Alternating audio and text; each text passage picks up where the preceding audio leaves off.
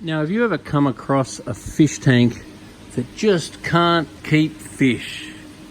It's very rare, but every now and then I come across a tank of no particular brand, but generally a tank out of a box from overseas.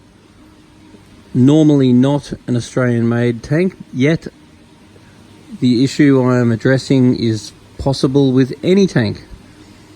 But what I'm looking for some feedback on is that there has been aquariums in the past that I've consulted for, and everything seems fine. The water tests are fine, seems to be plenty of oxygen, and we do everything to keep fish alive in the tank, and the fish just don't seem to stay alive. You might get one that lasts longer than the other ones, but in general, the tank just seems to be a bit of a death trap. Regardless of what we test, regardless of what we do, we just continue losing fish out of that particular aquarium. And the conclusion that I've drawn after visiting factories overseas is that I think every now and then Mr.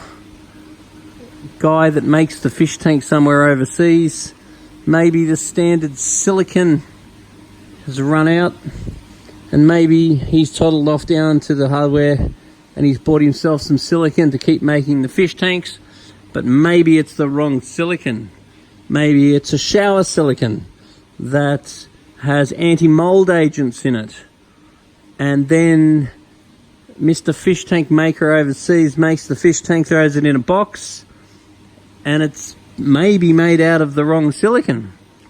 And maybe it's not poison enough to just kill your fish, but maybe the slow release of an anti-mold agent or whatever it is enough to slowly knock them off over time.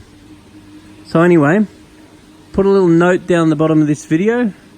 Have you been involved in fish tanks that can't keep fish?